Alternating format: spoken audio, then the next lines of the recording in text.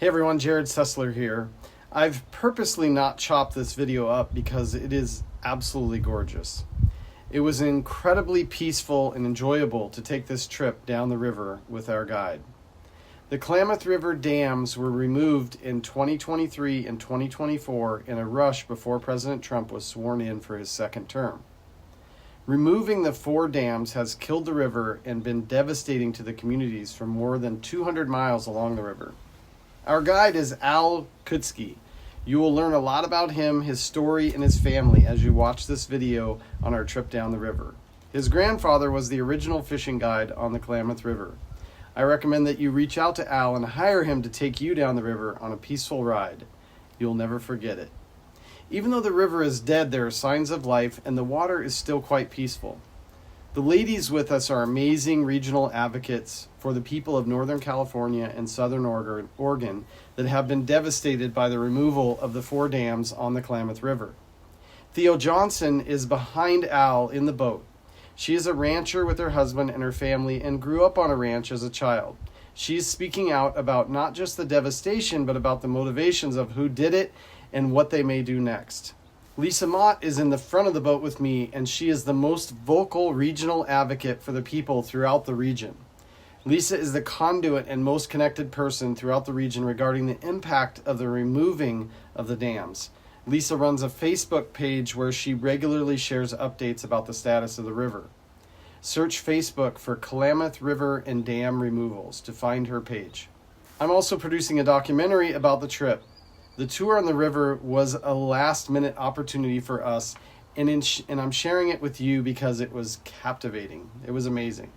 You will notice that I did not speak that much as we take the tour down the river because I just was taking in all the information and the beauty of the trip.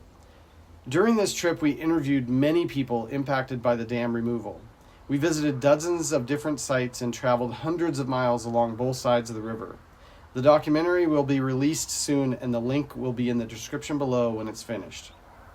The summary is this: people conspired nefariously to build momentum to remove the dams. Although you'll be told their purpose was to save the fish or restore the river to its original state, they're lying and they're deceiving you. Genesis 1:28 says this: "And God blessed them, and God said to them, Be fruitful and multiply, and replenish the earth, and subdue it, and have dominion over the fish of the sea, and over the fowl of the air, and over every living thing that moveth upon the earth." I mention this because it directly ties to the story and their motivation. It is vital that we learn from these circumstances because these evil forces are not going away. They do not believe in God or the hierarchy that He has determined. God gave us beavers as natural engineers to show us the value of damming river waters. Ultimately, these people are placing value on sea life above human life. That is wrong. This is a long video, but it is excellent. I hope you enjoy it and also hope it motivates you to stand up for the values of our great country. But there'll be a lot more detail in the documentary once it comes out. So, You never fish here. Never had. fun morning on the river. Yeah. And you come here, and the salmon are running, because the hatchery is right there. Bubbles Creek's right there. You come in here, and the salmon are running good and thick. You just put your oar down, and the salmon are just everywhere. Really? Just splashing everywhere.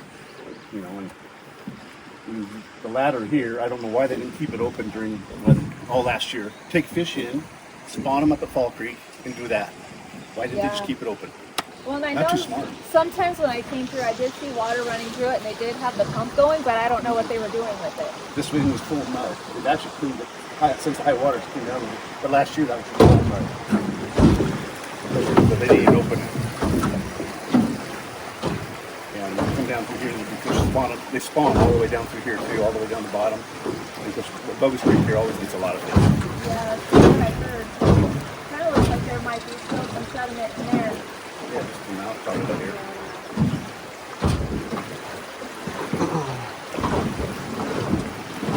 Let me see this for a second.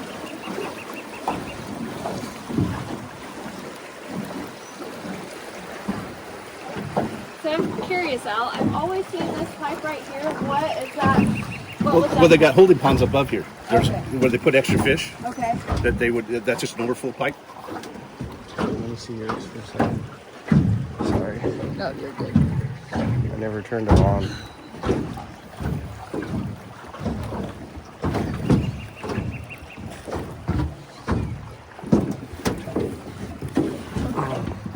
is all new. This used to be good flat here. This used to be a deeper part right here, and that's all new gravel. It's a new gravel bar right there. It's got pushed down. Okay, there it is. Now we're good. See, this would be area you could see the salmon spawning all the time. Right in these flat back ends like this. You just come in here, you see spawning beds everywhere. And right now, what's weird, were the bugs. Yeah. I mean, normally you'd be swatting bugs here. You'd see dragonflies everywhere. Yeah. And just bugs everywhere. You don't see them. I've never seen them since I've been up here. No, there's none. Normally, the normal year, it'd be everywhere. Yeah, you can see just a couple. Yeah, just a few. Just like the salmon flies. I saw a few husks, and I saw one salmon fly flying. The times I've been down on the river here. So I think that no oxygen just killed all those kind of bugs. What was the name of the chiropractor that we talked to yesterday? Greg, yeah. He should come out here. This is so peaceful. yeah. That's the gauge and everything right there. And trolley across, that's how they used to measure it before they had electronics. Oh, really? They go out there with a cable, drop it near the water. Oh, it's this level now. Huh. That's why you see a lot of those gauges like that, main rivers where the gauges are. Okay. So does USGS operate that still? I think so. Like I can pull up certain things on the USGS. Like I can pull up the CFS, the gauge height, turbidity. The only thing I really can't pull up on this gauge is the temperature. Because I was checking that this morning, and I know this morning it was showing today the CFS was 993. And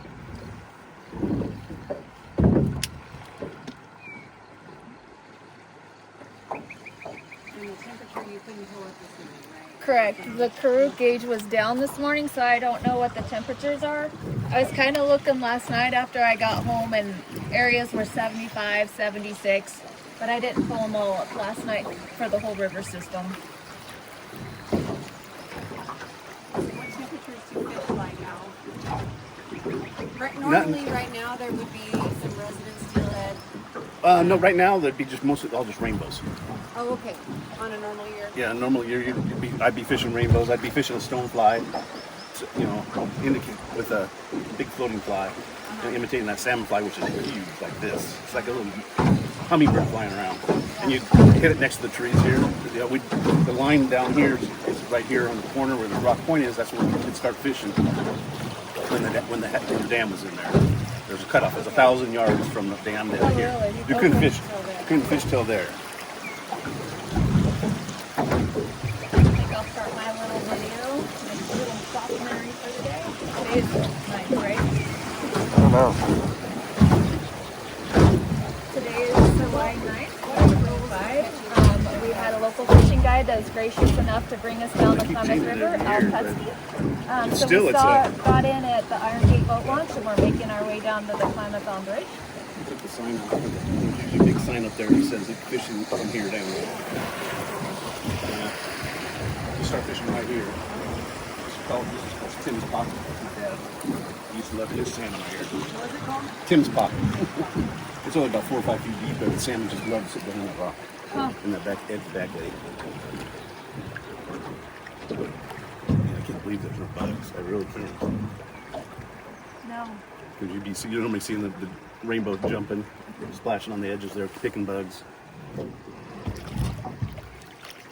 The only place I've really seen bugs when I come here is like up above. Above.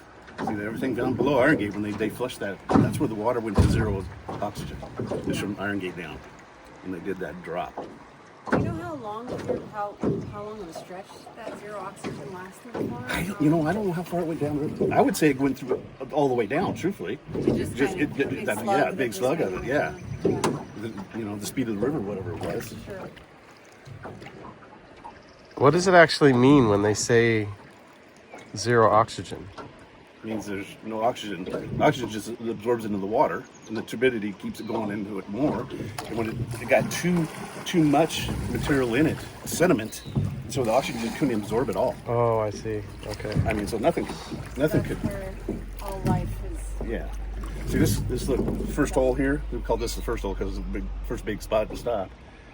I got pictures over here. This is all new. This bar here. There used to be all big deep hole on this side here. I pulled over here and just anchored up and landed salmon here, left and right. So how deep did this used to be, you said? I'm hitting sand at about 3 feet right there. And it used to be about 7, 8 on the edge here. It was closer to 10. Okay. And now it's filled in. This is all filling over here. Right now you came to this old dock here. Jerry Lewis built that. He built the house here. It was a client of ours, so he built the house to come fish with us. See, this is all right here. I got pictures on my camera I can show you right now. I used to be able to go butt up right against with the boats. We'd pick up clients right there there. We could roll right into that. And I don't think we'd get close to it now without having boots on and rowing. Yeah.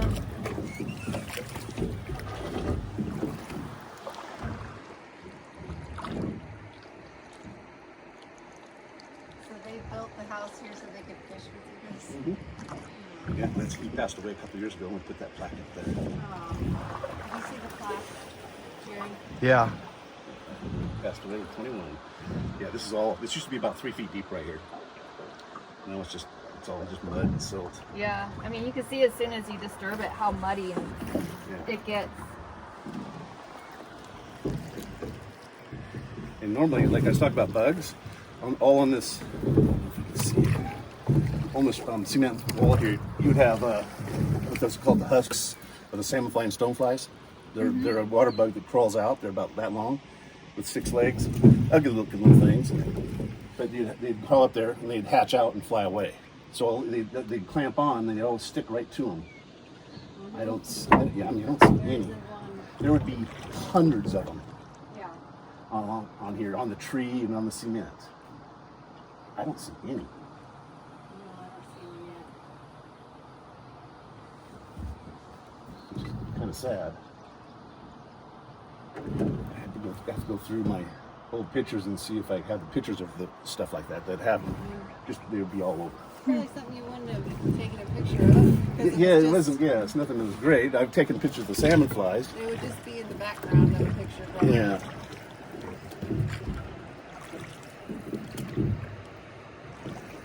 Took life for granted. Life in the river. So Al, how common was it? I know that's kind of like over on that bench is where the high flow comes through. Does it normally bench around here, or just during high flow does it come in on this? Just high flow. That's kind of what I thought, but I wasn't sure how much sediment has come through here. You see the horses here. Are those They're supposed to be the wild horses, yeah, but a lot of them came from the fire that the people just let go. people turn their horses out and then they become wild horses? Yeah. Sorry, you don't have to. They wonder why they're so tame. There's people who disagree with me, So I'm but going to pause Yeah. this Pretty video sure for there now was and we'll no consume down the wild river. horses on this continent before the. There's probably a few, there are actually. No, I don't really think there were any. Probably none, yeah. That's why they wreak havoc on the rangelands throughout the west, because they're not We got about 18 inches of visibility.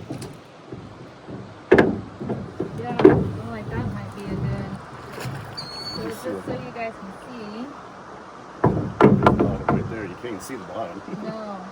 So how far down were we? About not that far. That's about 18 inches right there. Huh. Would you normally expect this to be okay? This time of year, would it be deeper right here? No, this is about right here's normal. I mean, the salmon like to spawn at flats like that. Right there'd be salmon spawning all over there, Okay. and that's about like it's these different pockets. The water comes through, kind of boils around and stops. We're all set up with this.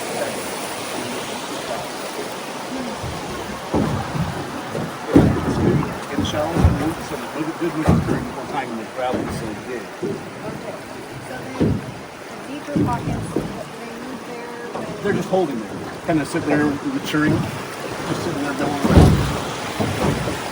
So each one of these holes, they hold until they get mature enough, then they'll move up in the hatchery, or they'll move to the bottom ends and start spawning. Have both going in the hatchery and spawning in the river. Any spot like this, it's usually about a foot or two maybe the 3 feet deepest where they spawn. So any of these edges that are slower, but they always have moving current. That keeps the oxygen for the eggs. They can't do it in still water. And then they'll hatch and they'll go through a different. They'll hatch and they'll just move around, eating, feeding, until they get big enough, and then after almost a year, they're about 4 to 6 inches. They'll start heading out. Big schools will be heading out in thousands of fish at a time. And something else, you see all the hatchery fish that they start letting out of there. The little guys they let out. What are they? About 6 months or so, 7 months. The fish ducks, the gansers, would follow that school down. You can just tell where the schools are because the gansers are going to be concentrated. And what you're seeing now, we're the ducks. The gansers, the fish eaters. So I thought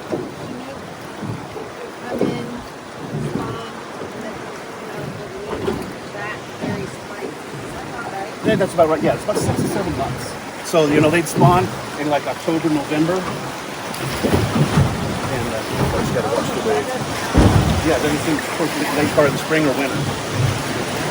And of course that's right when they dump all that mud. So I have a question for you. I've been kind of smelling the smell as we go down. Is that normal? Like the smell that we're smelling now? This is kind of normal, yeah. Okay. This is a kind of normal smell.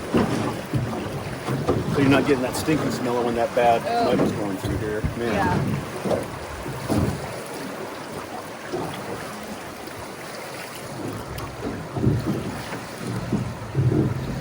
All right. I grew up going to my grandparents' house in Happy Camp, so I was kind of used to the Klamath smell. Yeah, that's why it has its own always unique had its smell. own, yeah. It's because probably because of the lakes and the algae in it and stuff. Yeah. But that was just I grew up with it. I liked it. Right. I know, it means you're up the river. Yeah. And this is actually worse down a little bit now. This is a big deep hole. This is called the cable hole. What part? Cable hole. This is the cable hole. There used to be a cable bridge across here.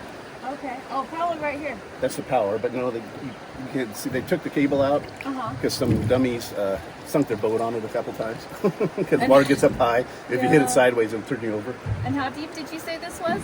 Right back up here in the corner, a good salmon spot, about 10, 12 feet. Okay. And right here, this last year, this was all mud here. So now with the higher water, it did wash it out, so you could get closer. So it's not as bad right here.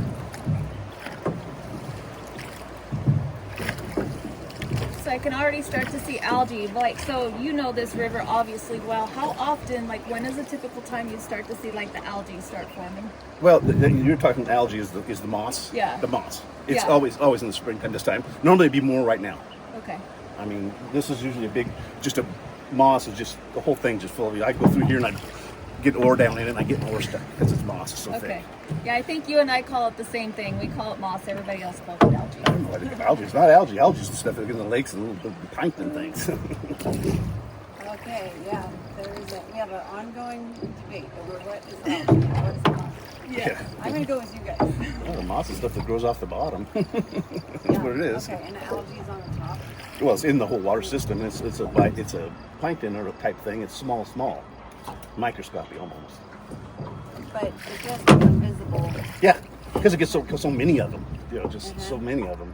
and the color of it is normally what? Green. But then they have those blooms where they get a blue or green, red.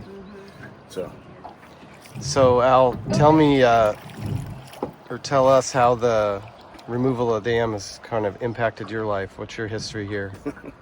Well, I was born and raised on this river. I mean, I don't remember everything but the river and fishing it. My grandfather was a guide. My dad was a guide, so I was out here when I was like 3, 4 years old doing it, and I started rowing a boat when I was 12 or 13, and I took my first guide trips when I was about 15. People would drive me around with their car because I had no driver's license. So we put the boat in, use there, and I'd row them down and fish and do that. So I basically did it for over 45 years. Oh wow. Okay. Right here on this river, right here. So yeah, and Grandpa passed away when he was only 65, and so we took over the lodge. My dad did, and went for quite a while till it was right in those periods in the late 80s and early 90s where the salmon run was way low, and we lost a lot of business, and so we sold the lodge, the building. So someone bought it. They refurbished it and redid it and all, and Then back in, I don't know, 2000s, my little brother bought it back. So now it's back in the family. So that lodge, we put up, 16 to 18 people, and we got really busy during the fall, which was like September, October, November, December. It was a salmon, and then the fall run of steelhead. Then we fish winter steelhead all winter. So it was pretty busy at the time. We had 6 to 8 boats a day going out of there. So a lot of the guides that started around this area started with us on the lodge there. So, Quite a history. yeah, like Jesperson's, Denardi, those kinds of people we're all getting old now. And what's it been like? What's it been, a couple of years since they took Year the and a dams? So problem is I haven't even fished hardly. It's just destroyed my business. I mean, I haven't fished the river, fished the river since last August. And then they started pushing all that mud in Ginny Creek, and it just muddied the whole river clear to the ocean. Because I was fishing only about 10 miles from the ocean where the salmon first come in, and that's where we fished down the early part of it, just meeting the fish coming in. And it muddied it all the way through. Yeah. There was absolutely zero visibility. And I understand there's like a 3 or 4 year cycle for return for the salmon. So exactly. What do you think the next couple of years is going to bring? The way I see it, we're basically going to be in a second year. So we're going to have maybe this year, fall run, it will be from the hatchery. So we should have an okay run. We'll see. Depends what happens in the ocean. And then maybe next year we'll do okay because that's the 4th year. After that, I'm not sure what's going to happen because we didn't release as many fish. They killed basically all the smolt that were going out with all that dump of the water, dropping that zero oxygen content for those two days or so. And so you might kill the whole small fish going out. So I don't see after the 2 years we're going to see hardly any fish. Something else to see right here, right now, that you're not seeing rainbows jump. We had a great native population of rainbows in here, and you're not seeing it. I mean, there's times when the salmon fly hatch was going, there'd be salmon flies all over in here. We'd be fly fishing. We'd catch 50 to 100 fish a day. And that's something that they don't talk about, where there's so much focus on the salmon. They're not really focusing on the other species of fish that were here. Oh yeah, no, they're at great steelhead river. Back in the 60s and 70s, this river was known as the steelhead capital of the world. I still have stuff about it, from my grandfather, bumper stickers and stuff like that. It was steelhead capital of the world. Come to the Klamath River, So, and now it still is pretty good steelhead seasons, but then the dam. I haven't fished them for 2 years, so I'm not sure. Now, this is called King Louis Hole. King Louis Hole? Yeah. Most of it's old. I was just gonna say I'm not sure why it's called that. My grandfather named most of these places. It's because he was the first fishing guide here, and he had the lodge. So there's another one I can tell you. It's kind of I maybe have to block it out. But I'm not sure why it's King Louis. Couldn't tell you whether it was maybe an Indian or something, or I'm not sure. All right, that would be a nice story to know. Yeah. I do wish that my father and my grandfather were still here. Yeah. Because I didn't talk to him enough. I got my dad trying to write a book, but he just wouldn't get to do it. Yeah. And my grandfather wrote a book, got part way with the writer, and I have a copy of it about his trek. He was a trapper. Back in the 1929, he did a float on the Colorado River, almost the whole river, and trapped beaver all the way through. And this is right when they're building Hoover Dam too. And in the book he says he helped get a body that fell off the dam, recover a body with his boat. And he built the boat himself. It was one of the original dories, a wood boat, and floated down there and trapped beaver all winter. And at the end there, I got a picture in our old photo album of a Ford pickup, and it's full of pellets. You know how they do beaver pellets? Flat amount, they're round and they're really flat. Well, this pickup is full, clear over the hood, of beaver pellets tied down. So there's hundreds of them in there. And supposedly he made over $20,000 to $30,000, and that was a lot of money for back then. And that was just one winter. Wow. And that's when he started coming up towards this area. Okay. So he was a trapper fisherman on this river. I actually, when I was a kid, I sold furs to him. I had a trap set along the river. Mostly muskrat. Oh, cool. And this spot here, you go bottom into the soul. Later in the part of the season, you'd come in and you start fishing here. That's called Blackberry Point right there. And you'd watch salmon just roll out here, just everywhere, just splashing everywhere. Because they're kind of staging, just holding, ready. They're going to spawn at the bottom end there. So they're just holding, ready to spawn. So that would be around October. October. Yeah, October is right when we're at the main part of the season up here. They start in August. It takes them over a month to get up here. Okay. They enter at the mouth of the Klamath. Yeah, they enter around basically around 1st of September they get good and thick, and then you they could watch the progression come up. And we'd watch up here. I'd come up there after fishing down there. I'd come up here and see if I see a salmon or 2 roll. I'd go out and start fishing. As long as I saw 1 or 2 roll, I knew that they were going to be there. And usually the way it worked, up that first hole we started, you start catching fish there because they come up here, they stop behind the dam or the hatchery, and they sit and they start. So that hole fill up fish first, the next hole fill up, and they just progressively get more and more fish on each hole as you go down. So first part of the season, we'd fish just these couple, 2, 3, 4 holes and pull out the fish up down there. Okay. And then later in the season, a couple weeks after that, we start pulling out the bridge because we catch fish all the way through. So we just got to stage, just work these holes harder. But you're catching 15, 20, 30 fish a day, salmon.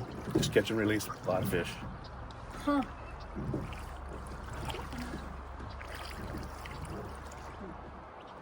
Not a fish stack, not a bird, hardly. It's Yeah. I mean, I hear like bugs. maybe a few blackbirds up in the trees. Up in the trees, yeah. So is this kind of like the beginning of the Blue Heron RV park? Yes, it is. Okay. It actually property starts way at the top up here. Okay. I kind of thought so, seeing the buildings here. Yeah, and you can see, well, it's called Blue Heron because that big pine tree, see, it's right there. It's almost dead now, and that's where the blue herons nested.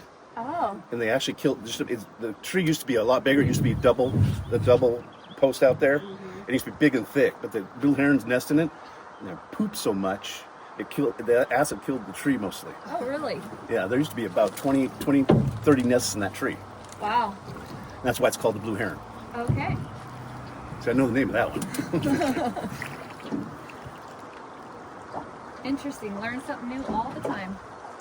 Is that the tree that's up beyond that phone pole or that power pole? Oh, right here. It's on the right here. Oh. See This it? one? Big pine. You see half of it's dead on the right. Oh, I see. That's the only part still alive.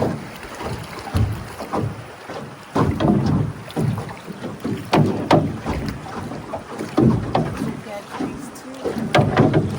Those are poplars. And I find out because I have them in my yard, they only last about 25, 30 years, so they die. And I'm having the same problem. I'm dying. I know it. But they're really beautiful though. They're good yellow in the fall. Yeah, this is coming into the heron tree hole, which is always called, it used to be called Pink House Hole. The Liskies used to live here. Okay.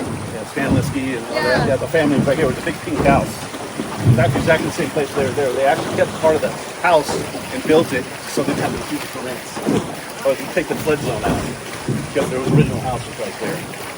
So where does Stan Liskey live now? Stanley has their part of the ranch just before you go up the hill, or just coming past the dam where it goes up to the left, up the hill there. Okay. His house is down the gully down on the right, or the left-hand okay. side there. No, I've talked to him a few times as well. Yeah. No, this is the deepest hole in the river up here. It's right here, the heron tree hole. Okay, And so this is the deepest. How deep was it? almost 20 feet. 20 feet. Okay. Last year I pulled in here, my oar was hitting right here. I was hitting mud. Wow. So it's cleared out a little bit. I'm not hitting anything. Yeah, And your oar is how long? well, I can only reach about 5 feet. Okay. But So we know I pull it out. at least 5 feet here. Well, that's, whoa! Oh, it's probably about 10. I think I touched it. So it's gotten deeper. Okay. The high flows did wash some of it out because it was mud, just all mud right here. Okay. So now that's good to see that some of the high water did wash some of the stuff out, Well, that's good. but it's pushed into some other places. So that's a good hole. I mean, I've sit here, I don't know how many salmon in a day. Holy man, couldn't even count. It's moved out quite a bit. That's good.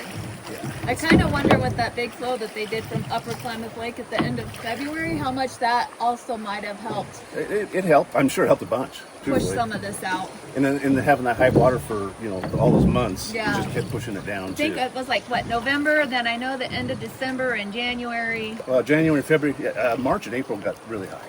So that's where we got a lot of them pushed out.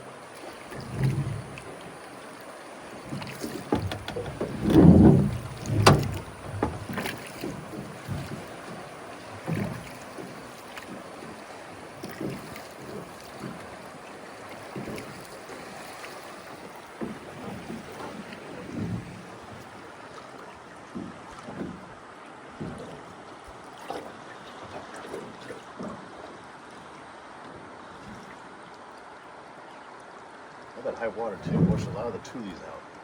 Yeah. I haven't seen the first dragonfly. Huh. I can hear a few crickets here.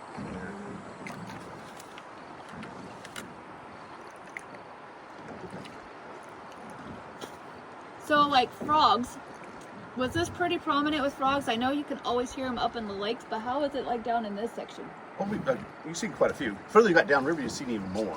Okay. You'd go pull the bank and you'd have them jumping off the bank all over the place. Because I know that's one thing I notice every time I come up is I just don't hear the wildlife like I used to. The crickets, right the now. frogs, the birds, the honkers, the ducks. It's just, I don't know, like I'm saying, there's no, I mean, I There's see that there's a couple dragonflies. There's a turtle over here in the log over here. Normally you'd see. Oh yeah, there sure is. You would see, I mean, turtles almost see every it? rock. Yeah.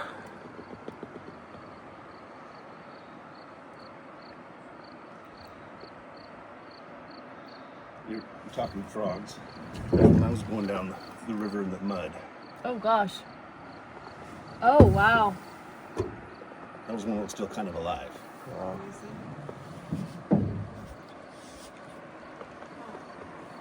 And that was a turtle that was coming out of the water because it was too muddy. And that's something else that, like, Stanley put in his post the other day. He was at the boat ramp on the 4th of July. Well, normally you'd have 100 rafts on here on the 4th of July. Yeah. Just floating down the river, just having fun. And they go back and do it again, and just there'd be hundreds of them out here. And you didn't see any. No. I mean, I just know that also impacts Scott, or like some of the other fishing guides that I talk to, because I know you guys bring a lot of business to this area, and I know it's always been beneficial for Wairika because they get hotels there, Yeah. they buy their food there, and one of the other fishing guides I was talking to said like he's bringing in like $2,000 a day to the city of Wairika. Oh, I from could bet. the- Yeah, when you have some great big groups, we'd have 17, 18 people. They'd stay in Wairika, they'd eat in Wairika, they stopped at the Chevron store and get their beer and stuff like that. Whatever. Yeah, you're not seeing that now. I mean, we'd be out here, like the main part of the salmon season, there'd be at least, a dozen to 15 boats every day on the river. Guide-wise, there was probably every single day, there was about 6 or 7 of us that were out here every single day. And that's 2 to 4 people in boats. So yeah, it adds up to be quite a bit. Yeah. And that poor Chevron store, people that stayed at the lake, you're not seeing them anymore. There's no lakes, so you don't have that business there where everyone's water skiing. There's tons of people came down from Medford and Ashland and stayed right in Iron Gate and skied out there all the time. Yeah. When I just look, I know like right now I don't know what there is for this river. We see a lot of the rafting companies coming in, which I know they come from like Ashland and Klamath Falls, but I just wonder how many of them are staying here locally in Wairika. I think most of them come from Ashland Maybe and the Klamath. clients might. I don't know. I know that most of them are in Oregon. A lot of the rafting companies are from down south. Right. We've never had a big company. We should have done it years ago. We should. But we always try to find other places. Like myself, I went to Alaska in the summertime. Instead of staying here and rafting and stuff, I went to Alaska so I could make money. Right. Should have gone into the rafting. It would have been smart. But we did a few rafting trips, and all we did is we'd camp, and we'd take people and we'd sturgeon fish in the summertime. Yeah. So I just kind of wonder, like, the economical aspect of this, like, what's the negative impact going to be for, like, Wairika? And like you said, Hornbrook, the little gas station. I mean, they might get a couple people, but... I don't know if you can measure it or not, but I'm sure they would. I'm sure that's a flux. It had to be. Yeah. I guess we'll know for certain within the next few years. My income went down for about $50,000. You know, so yeah. Well, yeah, I know a lot of the fishing guides in this area, it's hit them pretty hard, and they don't have a business right now. I really don't either. So it's tough, you know. Real estate stinks. Yeah.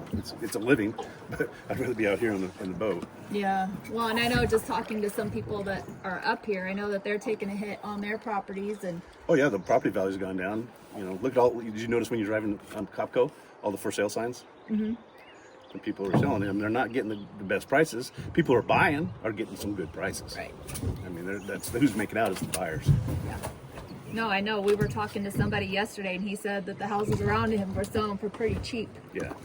And I saw that there's I think up in Copco down by the end of Patricia, I think there was even a Fort Crow's house that was up yeah, there. There could be, yeah. This is the R Ranch hold. Of course, the R Ranch starts right here. The lodge right here. Okay. Yeah, I guess this would be the beginning of it. Yeah, that's up around the corner. There's the main lodge, and then Okay. the campground starts here and goes for about a mile. What do you know about all this foam, like that big chunk of foam there? I heard it's from the You know what I phosphorus. used to call it for years and years? Fish sweat. Fish sweat. They called it fish sweat, and people loved it. But anyway, it's a mixture of chemicals from the upper river. We've Phosphorus. always had it. I mean, it's always been in here. I'm surprised with the lakes gone that it's still here. So it's coming from the upper river. I don't know there used to be mills up there or what it is. I used to think it was the algae that would die and then kind of concentrate and flow out there like that. But I'm not sure exactly what it is. It's always been here. Look though. on your knee. Wasn't Don't Rex move saying fast. that it comes maybe from the naturally occurring phosphorus? up It there could in be, the yeah. river? I mean, Rex was going anyway. I think he did talk about that yesterday, about the foam. Yeah. There's a dragonfly on her knee. I know. Yeah. I just saw that dragonfly out there. I have a little friend with me. That's good to see. But normally you'd have them landing all over along the boat. Yeah, I mean, I've seen a few dragonflies, but not like a ton. No, there's. What about the sturgeon? Can you talk about sturgeon? Yeah. No. The sturgeon. They're androgynous fish too, which means they go to the ocean and come back.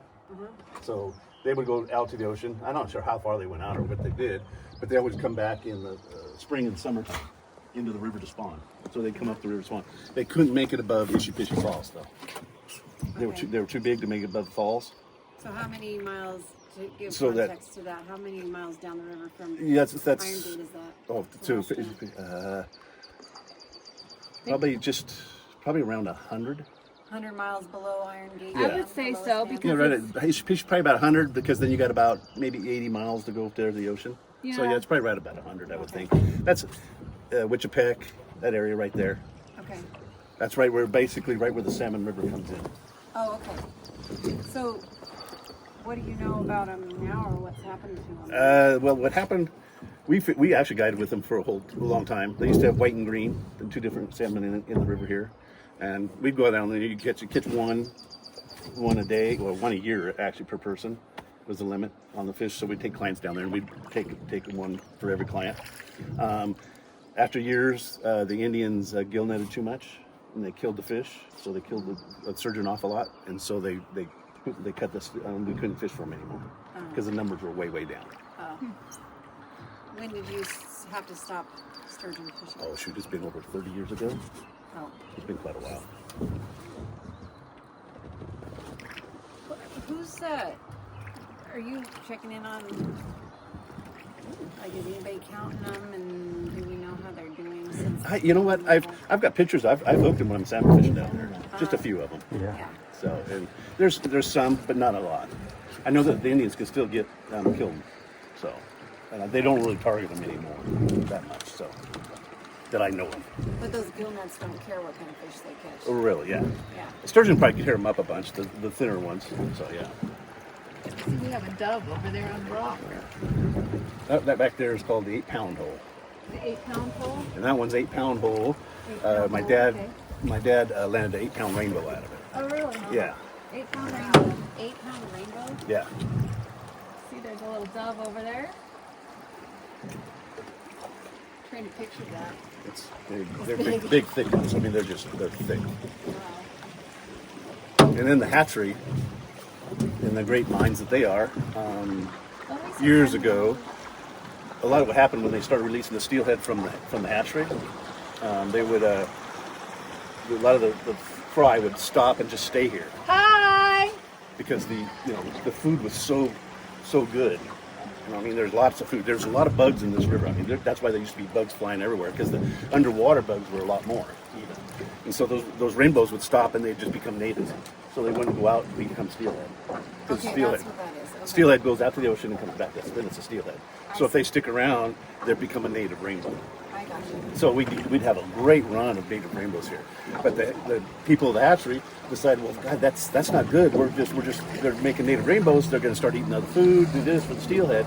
So they stopped raising steelhead in the hatchery.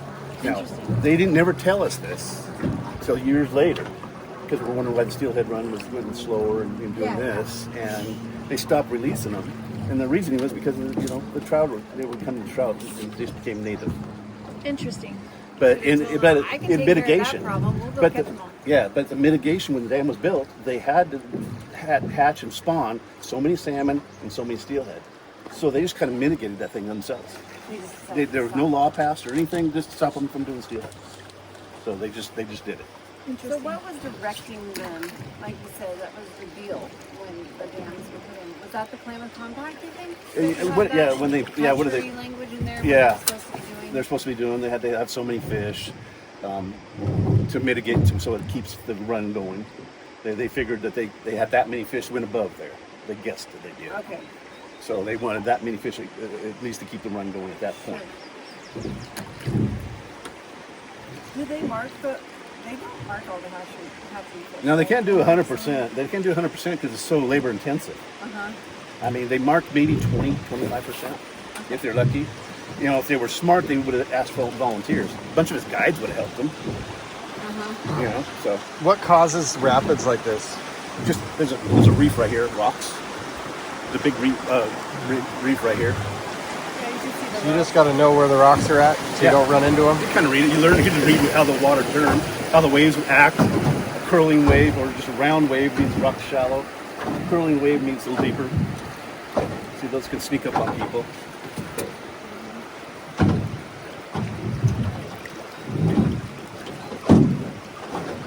So it's just a change in depth. It changes in depth, and it's the drop. We're dropping a level. Just slowly getting, dropping.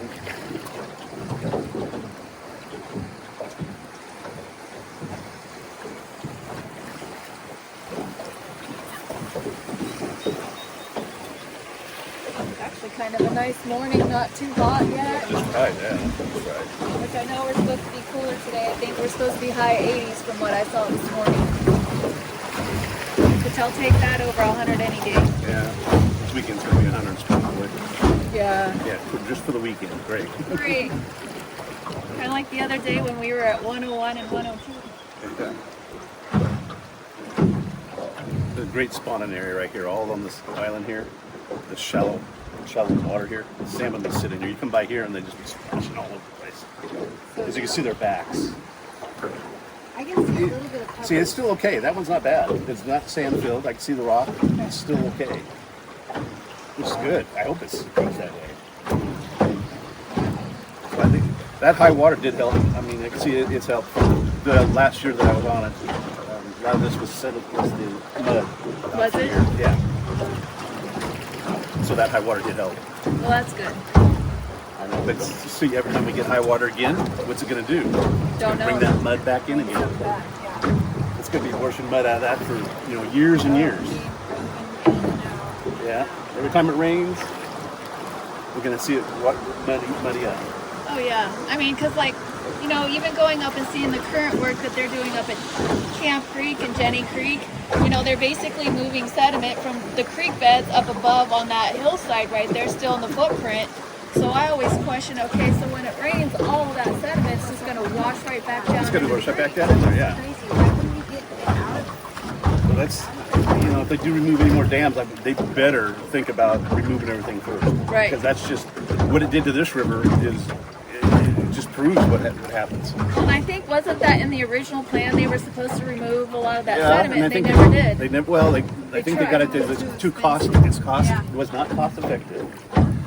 Because I was wondering about that too. I said, oh, I mean, wouldn't that be good sediment to have? But then I found out there's so much toxins in it, it Right. would not be so good to throw something in it. Well, and I think they contemplated like bringing in a company that could filter all that high, heavy, toxic sediment, all those high, heavy metals out. But Oh, cost still, yeah.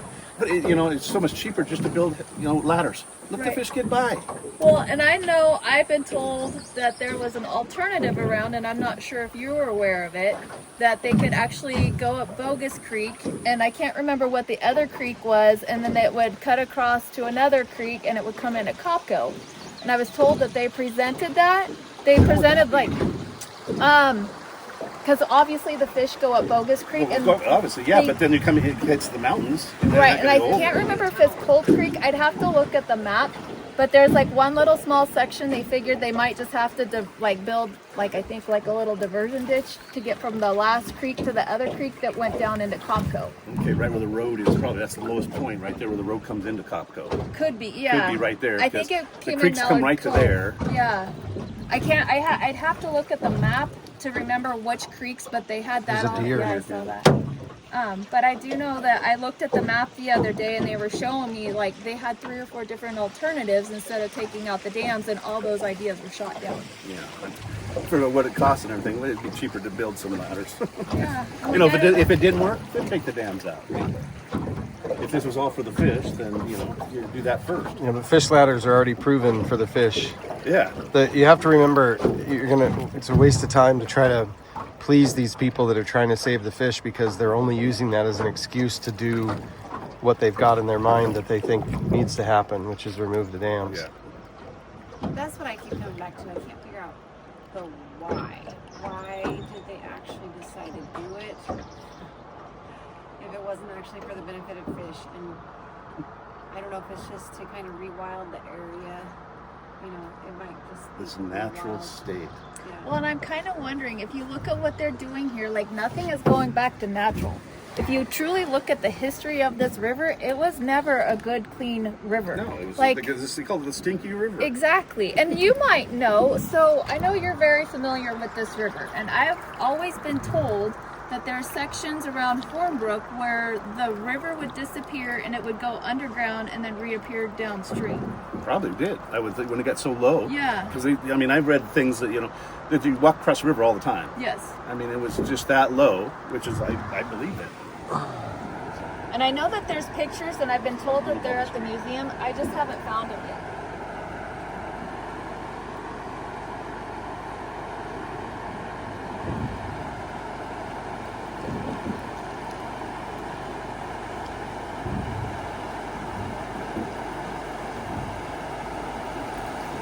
And just so for those of you that are tuning in, we're kind of at the bottom of our ranch.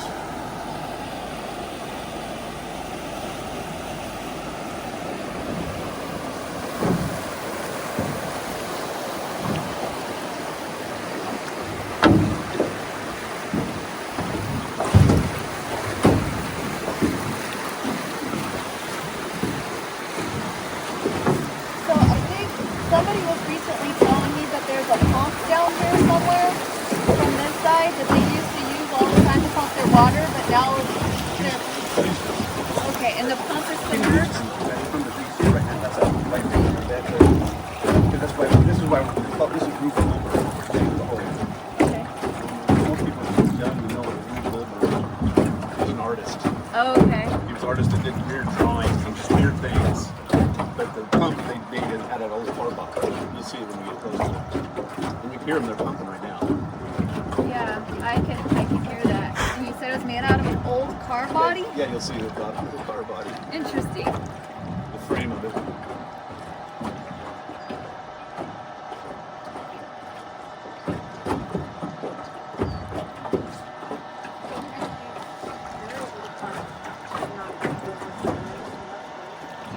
Well, I bet they're cleaning a lot.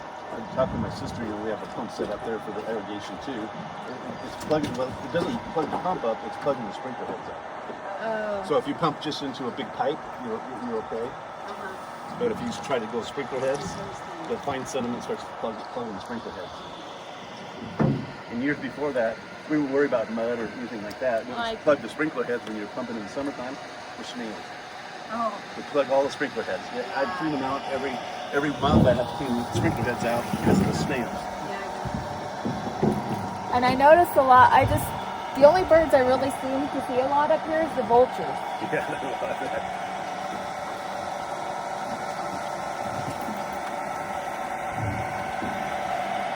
Yeah, they're pumping just to irrigate the flat field that's out there. Okay. Oh, okay. It used to be King Houston. Him and my grandfather were always feeding. Oh yeah, you can kind of see the frame of the car.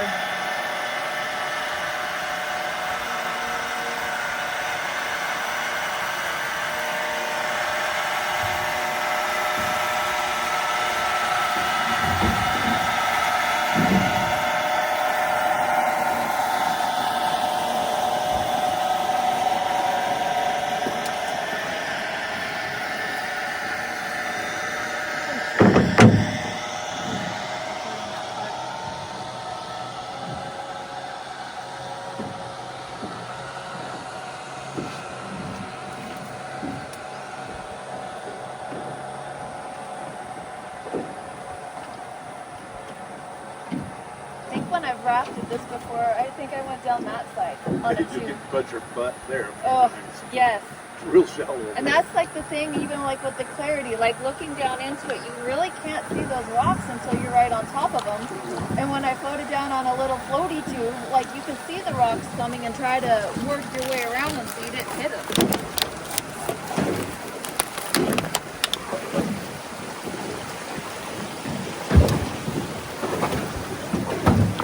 We are currently below the R Ranch.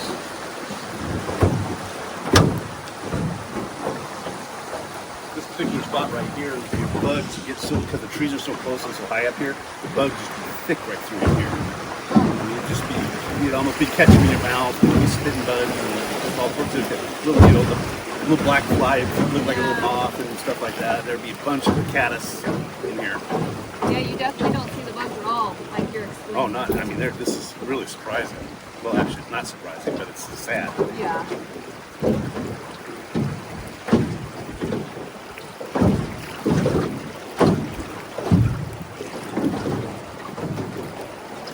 I'm assuming this is a cable to get something across. No, it's a measure. Yeah, see, get to the island. You had to over to the island. I don't know if what he did the island. The island at our lodge here is part of the property. Is the island. My grandfather used to put a garden there every year. They used to clear it out, and it grew, I guess, a great garden because it's nice, silty, sandy soil, so there's every plants. Well, deer still swim across there and do it. Oh yeah, we have a lot of deer that go across there, and they have babies in there.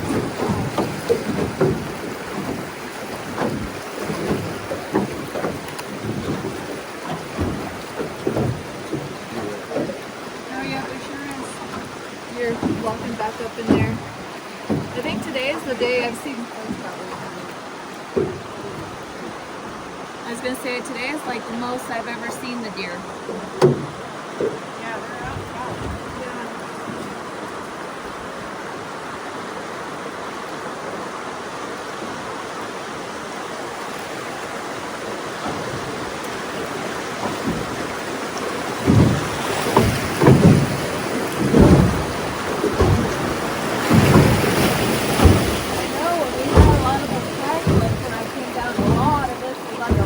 Yeah. I mean, you can still see a lot of the debris that's in through here. You know, what they get it up to? Almost 8,000 CFS. It was at 11,700 when they released up at Upper Klamath Lake. 11,000? 11,700. Because I checked it that night. Because when somebody posted about the release, it was at 4,500 that day. And then by the time I got off of work, it was still at 4,500. By the time I got up here, I think it was like at 8,700 CFS. Yeah. And I couldn't check the gauges during that time. So when I got home that night, because I could hear the rush coming down. So when I got home that night, it's at 11,700 CFS. So I can hear it. And like when I kind of came down the next day, like a lot of this was like underwater. And somewhere up here, there's a white fence. And even I think part of the white fence is right at the white fence or just above that white fence. Yeah. Well, you figure that's 10 times as big as it is right now. Yeah. There's a lot of water flowing through Yeah. here. That's amazing. And you know, you just kind of wonder in the future how many more releases are we going to have like that during our wetter winter months, because they're getting too full up in the upper Klamath Basin and they need to put that water somewhere. Well, that's the problem, yeah. You know, Dams are gone to hold on to that big Exactly. release. Right. And I don't think Keno can't hold a lot. I mean, it's how tall is that dam? Is it 80? I can't remember how high that dam is. neither.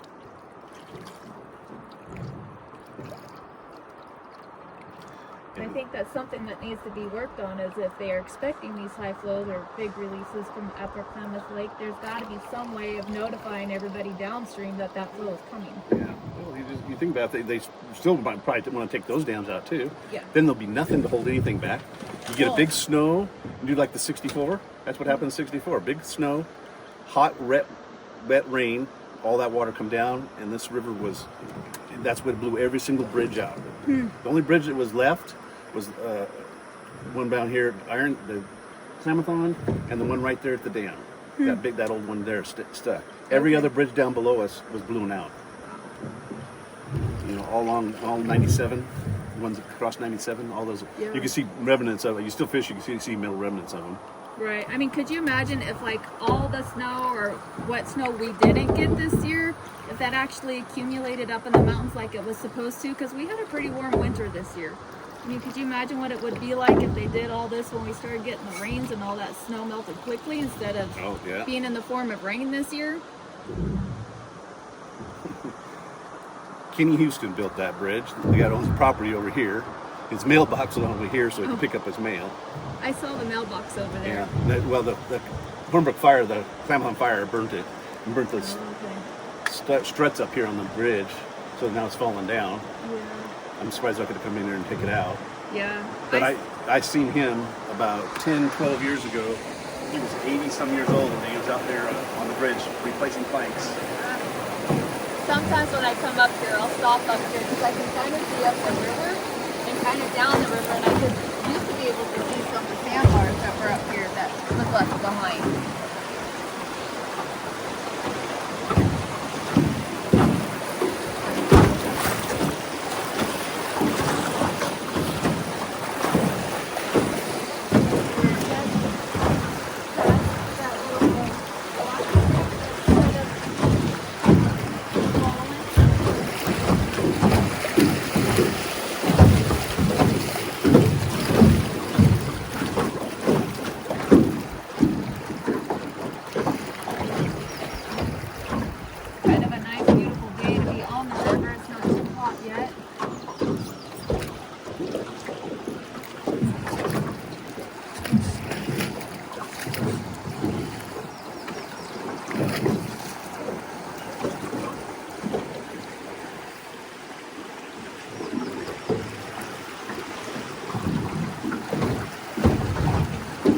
The property up here on the right, started just back there ways, was all my grandfather's. Okay. About back in the 50s. Wow. So up on the hillside. All these houses were subdivided off.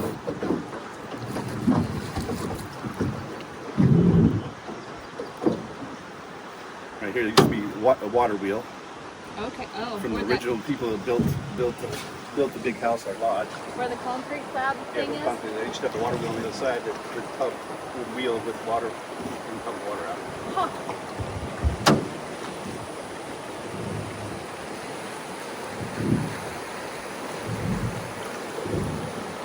That pretty big barn that sat right where that big house is.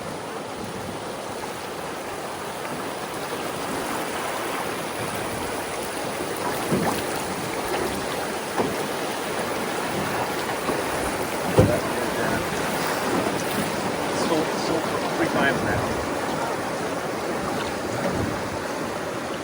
The guy that owns it now is named Ken. He's a good guy. He calls me all the time. We talk.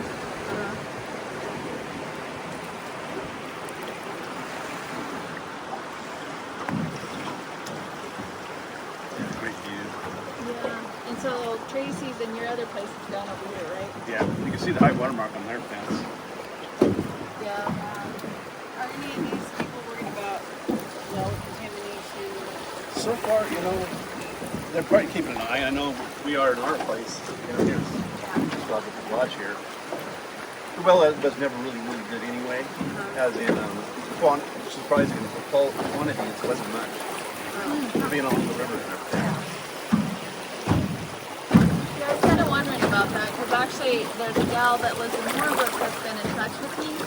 She messaged me, oh gosh, what was it, last September, October, and said that they were already noticing their water table dropping there. And so I kind of tried to put her in contact with some people that could help with that. And so recently I reached out to her again just to see what was going on with her water. She says it's terrible. Really? She said that I think that they have a lot of iron in it, and she told me that she can basically wash like her shower, her bathtubs, her sinks, and within 2 days it's yellow again. And That's she the iron, says yeah. when she brushes her teeth, she said she almost gags it so bad. And that's just happened? So their water table started dropping, I think, last September or October. Okay, so it's more concentrated amount now. That's Yeah. what's happening now. And so, yeah, I don't know, like... They got to put a filtration system. They got filtration systems to do that because we have a lot of iron naturally here anyway. Right. It's just kind of which aquifer you drilled your wells in, I think. Like mine just over the hill here is the water here is a lot of sulfur, the iron in it, in their well here. So you really, it smells bad. Right. I mean, when we had people saying here, if you had drinking water, what you do is you get a couple big pitchers, you put a couple big pitchers full in the refrigerator, and that aerates it, and it gets that smell out of it, so it doesn't taste and smell as bad. You go over the hill, my house is just over the hill over here. My well's 300 feet deep, and the water's great. I have it's no hot iron, no nothing. It's really, really good water. Well, that's good. So it's just kind of where you hit and kind of what aquifer you're in. Yeah. This is the Kutzkey hole. Because our lodge was right there. So this is the Right there. Kutzkey hole. We used to have a boat ramp right here. It's all overgrown now. This house back up in here. It used to be called the White House. I lived there with my parents when I was a baby. Huh. The house is still up there. They added on to it.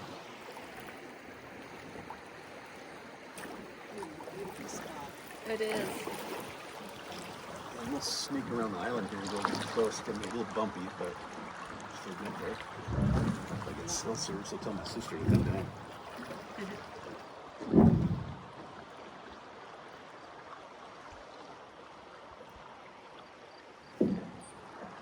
Got a lot of fish right here too.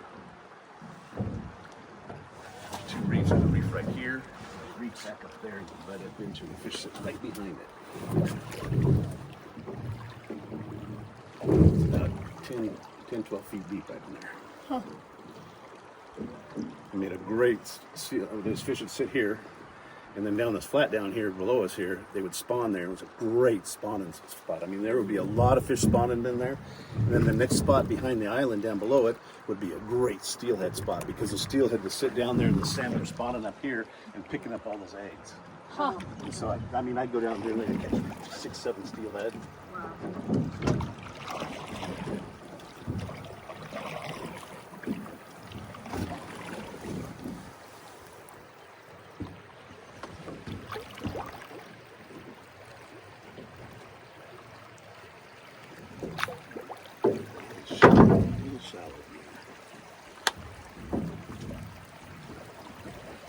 Oh yeah, you can definitely see the bottom here.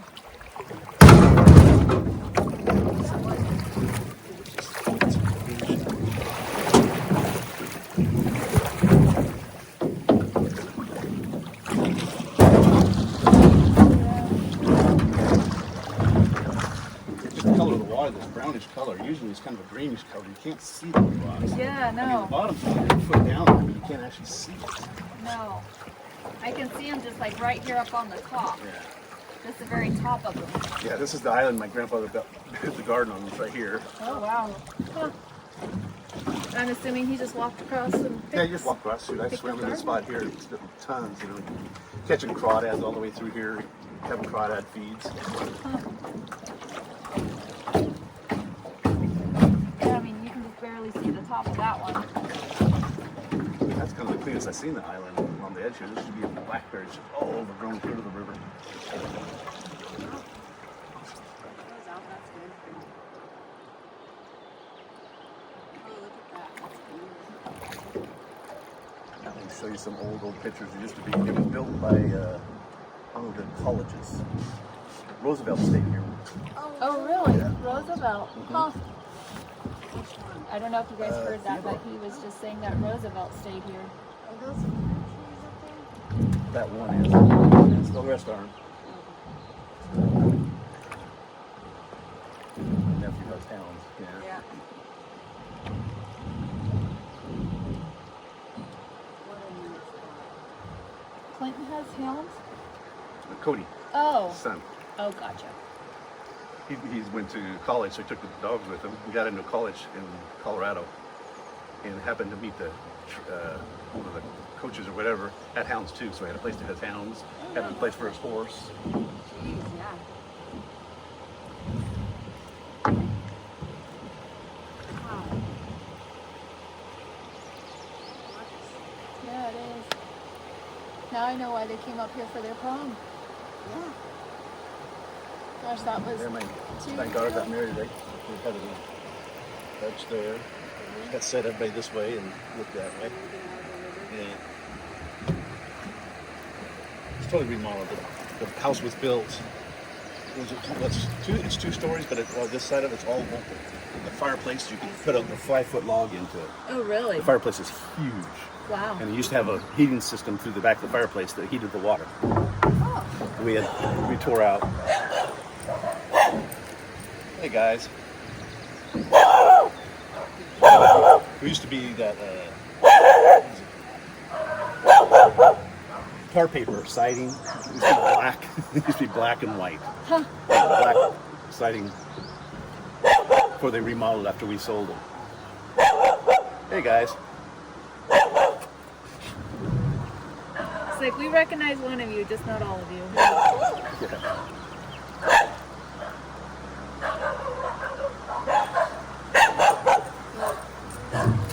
This is the daughter that's having the baby here shortly.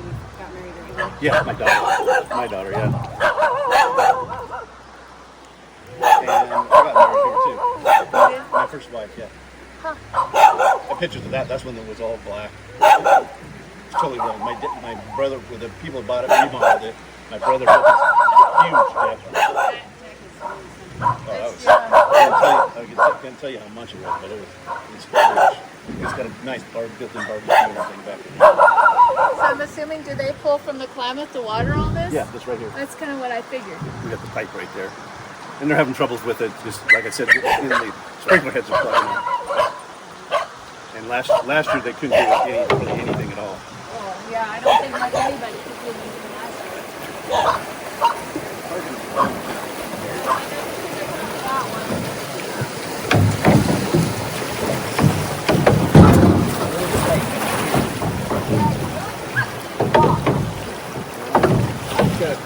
You gotta read these ways, tells you how people are out I can tell there's one right here. right there. There's one on the right and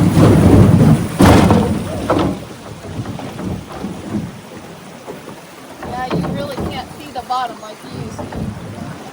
any lower or it might be a really good time to get into it. Yeah, I would agree. Okay, you see the house is right here on top of the hill right there? Yeah. That's my neighbor. Okay. My house is down just below there.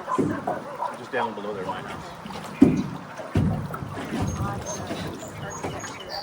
It's a mobile.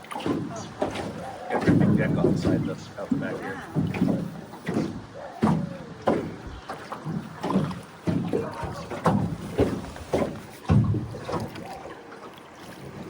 And we were talking about the guy that built that walking bridge there in Houston. Yeah. That's how he got into his house, that road that's right there. Okay. So he's got to come all the way back around down here. Is that his house up there? No, his house is still up around the corner, higher up there. That's a different one now. They built that one about 10 years ago. Actually, when that Hornbrook fire was burning, Yeah. they were having a wedding there. Oh, really? And my wife and my neighbors were up here by the flag up there watching the fire because it burned right to here. They evacuated my wife. My neighbors didn't leave, but my wife did. They had a wedding going there, and they could hear them going up there. Come on, guys, we got to hurry, get this along. We got to get this along. We got to get out of here. Yep, let's get it going. then my wife's calling me, and I'm in Alaska. I said, what do? What do I do? I can't fly out. I can't get a flight until, days from now. Well, I got to get out of here. So I called a couple of my friends. They came over and helped move some stuff out of the house. And then she bitched to me for years. All they did was take all your stuff, your guns, your pictures, your boats, and your trailers. They didn't take any of my stuff. I said, oh, I'm sorry, but... I called your friends.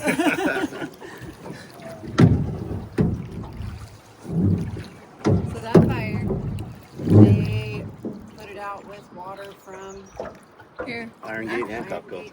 And they say actually it was Iron Gate and the Klamath River that kept the fire from jumping over and heading towards Montague, because parts of north of Montague were under alert because it started down by I-5. It started right around the corner up there. You can see where it started. They were burning trash. You can see where the path of the fire started really narrow and started widening out. The wind blowing it, and then it jumped the river. We do what we call Camp Tioga. Okay. The bridge used to go across right there, the mining thing, and it jumped the river there over to Hornbrook, and that's when it burnt most of Hornbrook there. Yeah, and it went on both sides of the freeway. Both sides, clear the freeway, that side. Then wind turned again and blew it back this way. Yes. And so it kind of did a jog, doom, doom, doom. And I know some of the houses that were in here were saved because they put sprinklers on them. Yeah, they saved ours. They saved the lodge. They burned right down to, the Spit Mountain was on fire. They burned right down to the house. The reason that it saved our house is because we had the gate open for them, so they come down and pump water out of the river. Okay. So Yeah. we got saved that way, because there were some monster oak trees right around that, and we didn't always wake the leaves. Right. So it was going to go there. Yeah, no, because I know there was great concern that day, because I know people that had 4-H animals, so we were trying to move animals and find places for them to go. And I know that's what took it off that day was the severe winds. Yep. And they kept changing direction. Yeah. Too. And I think I don't know what stopped it, if the winds finally calmed down, but there was a lot of threat of it jumping the Klamath River and heading south. Yeah, that's to why they Montague. evacuated us over here. They evacuated everybody over here because it burned right to there. That was that one day in about the middle of it. Yeah. That was a crazy day. Truthfully, they actually saved a lot of houses. Yeah. I mean, they really did in that fire. I know Ron didn't already lost 3 houses. Oh gosh, okay. He had 4 houses that were all on the freeway there. One right by the store, and then 3 on the other side. He had rentals in his main house. And he lost What if it happened again today and you didn't have the Iron Gate and the Kutzkey reservoirs? I know. I don't know I what don't happened. know. I mean, all we have now is this river, and talking to some people in those fire departments, they can't draft from this because it's clogging up their. No, it's not deep enough, and it's clogging up their filtration or their pump systems that draft that water. The only thing that they can do is a helicopter with the bucket, and I don't know how it is through the canyon, even up above Iron Gate. There's not a lot of deep holes. You get up in there, there's not a lot of holes. Like we have holes that are actually deep and sit in here. What we actually named. There, it seemed like when I drove up it and I took my boat up it, it was just a lot of moving water. Yeah. It didn't slow down much and deepen up because of the canyon mostly. Yeah, and I know last year that they were trying to practice in some of these areas, and I think even just for their rotor blades up around Kutzkey, trying to get into wherever the deeper pools were, I think that they were struggling. I think that they kind of gave up. And there's actually pictures, somebody posted some videos of that when they were trying to dump into the Klamath River right there, somewhere near Iron Gate. I wouldn't be surprised if it wasn't too far right there. That first hole we call, right there. That's kind of the deeper spot. So, how deep of a hole would somebody need in order to draft? As in, it depends what they're pulling out of. With their buckets, they got to at least have 4 or 5 feet, I would think. Right, and I would think if you're drafting with a hose, so you're not stirring up that sediment, I don't know how deep of a hole you need. I mean, and that's part of it. I mean, we've already gotten in the river. As soon as you stir it up a little bit, it starts getting cloudy and dark, so it's not going to take much for that sediment once you stir it all up again to be siphoned up and burn out the pumps again. Oh, yeah. I mean... And I know that that's always been a concern, is what do we do now that the reservoirs are gone? We got a filter right there waiting for us to come through. Yeah, this is KRCE right here. Oh, this is? Yeah, Okay. This comes from Country States. Oh, look, we have a group of them over here. Super dead. Like I said, that's the only thing that I see abundance of is vultures. Exactly right. Quads. I was quads down here and walk across the swimming pool. Because this is HOA. all the properties around here was the Klamath Country Estates. And it's an HOA, so you have the right. This is a campground. Lots of That's vultures just a out little, here. little lodge there. Oh, so even you guys were in the HOA? Yeah, I'm in it. Yeah, Okay. yeah. I have no problem. I like it because I like the campground. I have clients that stay here. And Yeah, okay. if you're a member, you could have people stay there. Yeah, very cool. About 30 campsites. They have power and water, no sewer, but they do have a dump place.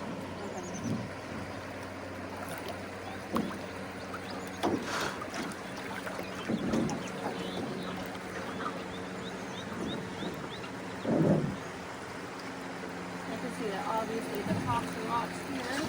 Yeah, I used to live over there when I was growing up, and my trap line was right here. Okay. I'd start up the bridge up here above there, and I'd set traps all on the edge on this other side. I'd catch, muskrat, mink.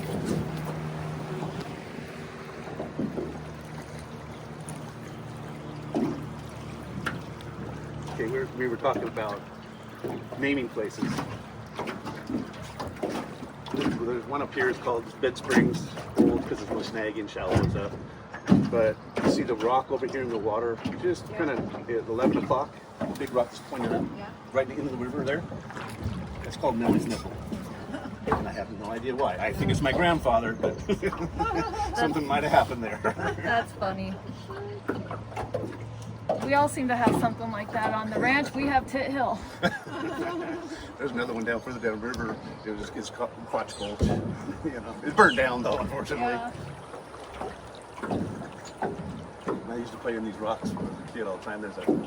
Can't see it on top of this one ridge coming, the rock point coming up here. There's a tunnel that goes through the rock. Oh, really? We used to get rocks and roll down rocks down through it. Huh. There's some of the neatest rock formations on the planet. There is. I don't know. I guess there's places that you can see rock formations like this, but I don't know. So I was talking with another friend, and he was telling me like parts of this used to be under the Pacific Ocean like thousands of years ago. Oh, you could find where they built the freeway, cut into the mountain there. When they built the freeway down below Hornbrook, it pushed all that rock and everything. There's seashells in pieces of the rocks. Okay, yeah, because he was telling me up at Ward's Canyon, if you look up there, he was telling me even that was part of the Pacific Ocean at one time, and Yeah. he said that they could find marine life up in there too. Yeah, I mean, you could something else to find them. My dad found one, but I don't know where it went. One of those big, round, circular, big shells. Found one of those in the rocks. Oh, really? Yeah, There's that tunnel. yeah. There's some tunnels right there. You sure can see it.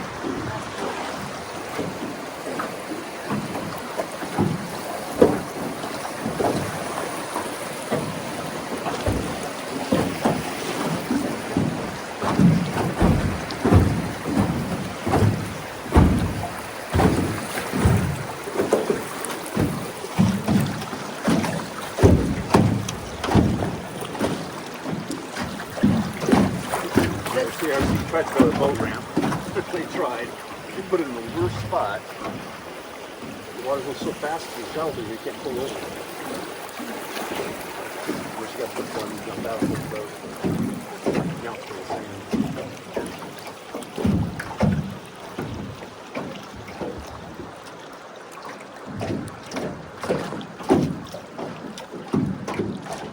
Yeah, the mountains are definitely still pretty barren from the Klamath on fire.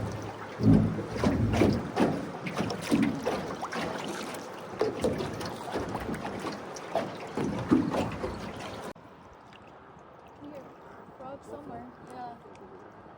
That's the first one I've heard.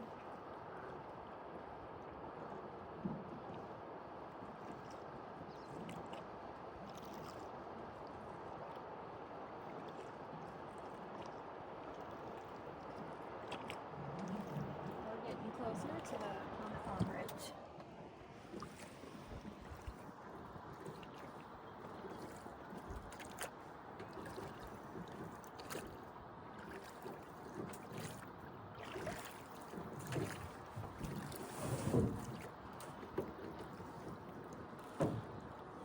Get down here close to the water. And that's it. We were talking about the moss. Well, there used to be a big grass bed every summer here, just all across the river here. Big long pieces of that grass that goes really long. Just swirl in there. It's kind of yellowish green. You'd put your oar down right here, it'd just be sticking. It's just solid rock. There's no moss. It's gonna be all real thick in here.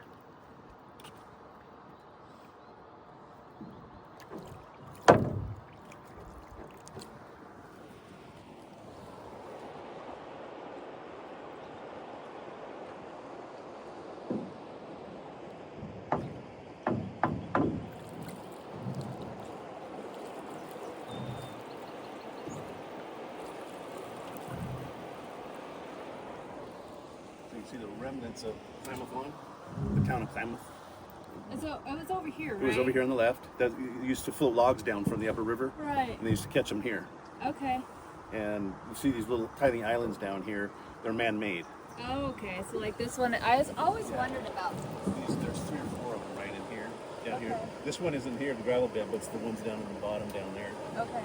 Now I've always read about them, and I was trying to figure out where they were in here because part of the old bridge or trestle is still down here on this side, right? Yeah, that's the one that took out the bridge right there. I think there's even another bridge that was brought in back in the early 1900s. Okay, where was the Klamath on fish wrecks from here?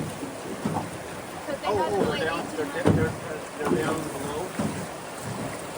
They're just above the road. Okay.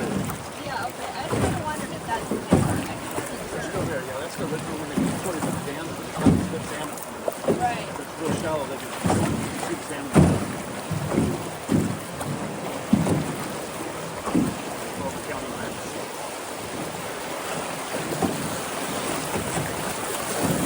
The picture in that boat I was talking about, it shows the picture from up there. It's from the 1900s. It shows the whole town, the little town, and show all these islands. And they actually have the river was dammed. It was dammed. Yeah. And it's,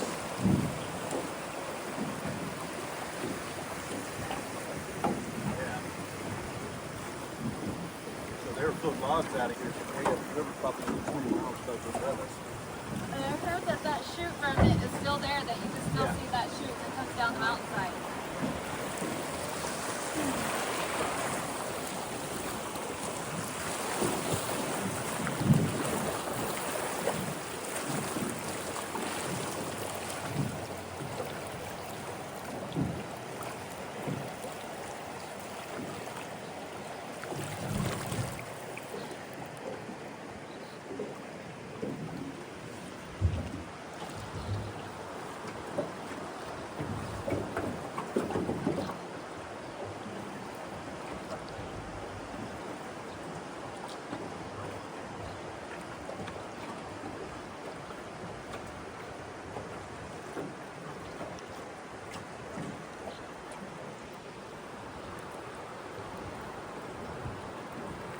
Now, if you remember, like even out in here, you used to be able to see the rocky ground.